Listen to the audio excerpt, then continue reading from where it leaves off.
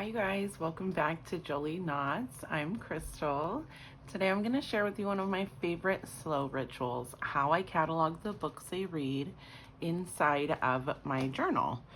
My one and only all-in-one journal. I use my journal for my pendulums, for my bullet journaling, for my planning and tracking, for my step counts, plans, my art, my quotes, my reading life. I use it for everything, and I usually have a pocket in my journal that's going to hold the books that I've read for the month. And this process is how I honor each book that I finish, and I get to have a tiny little keepsake tucked away for future me to rediscover. So once I finish a book, I print a small version of the cover, usually, I don't know, whatever size it comes in, and then I'll do it like in half a page. So maybe it's like a 4x6 approximately. They're all a little bit different. It just kind of depends on which cover I chose to print. Once I print it out, it's usually on a full sheet of paper like this. And then I'm just going to take a glue stick, and then all I do is just glue it together so it doesn't shift before I sew it. So I'm gonna give it a little bit of time to dry before I stick it through the machine, because I don't want my needle to get sticky. And so these are the ones that I've finished in the last couple of weeks. And so I wanted to share with you the process that I'm going to do. And now all I'm going to do is just burnish them all down really well. Spread the glue out, make sure everything's sitting nice and flat. And so once I do that, I'll either cut around it and then sew it, or sew and then cut around it. It doesn't really matter. It just kind of depends what mood I'm in. And then I'll have something like this. And then we get to pick like a fun stitch that we want to go around in the border.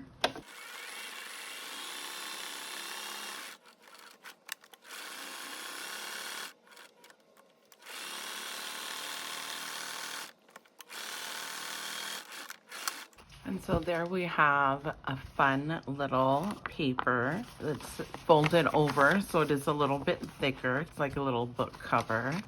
And then on the back, I'll write usually whether it's an Audible version or if it's a book version. If I'm doing an actual book, I'll put the pages amount, and then if it's an Audible, I'll write that and how long. When I checked the book out, when I returned the book, or when I started and when I finished it. I use the library a lot, so I'm not buying books all the time. I think there's a really fun part of sewing these. You can choose the different variegated threads and stitchings. You can distress the edges with whatever kind of colors that you want and get creative. You can do one side one color, one side another color. You can, decorate it with stickers. You can do like a whole book review on the back if you wanted. You can turn it into like a little mini book to shove into, some of your, into your journal, so that way you have like a whole book story on it. And you don't have to color around the edges if you don't want to. I just like that it's not so plain. You can choose different colors. And then maybe on the back I want to do black and make it dark. And since I am trying to like make this look distressed, I am crinkling it a little bit as we go. I'm not trying to keep it all nice and pristine. Okay, so then I will just take a marker and I will check. I use my Libby app when I'm using Audible books. I used to have a subscription to Audible, but I just like this better. And then I have a bunch of, books on my waiting list. So let's see. What I'm going to do is, oh, did I return this book already? Let's find this book. Okay, here we go. Where is my book?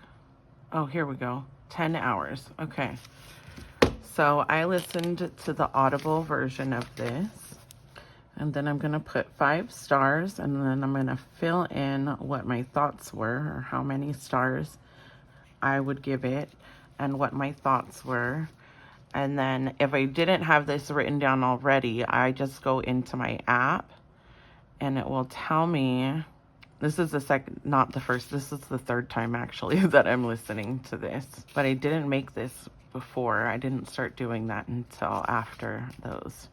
So let's see, on May 20th, and then I returned it on May 27th.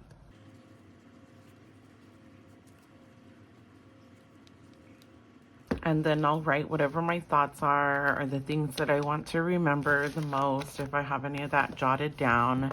A lot of times I will have this ready and done actually before.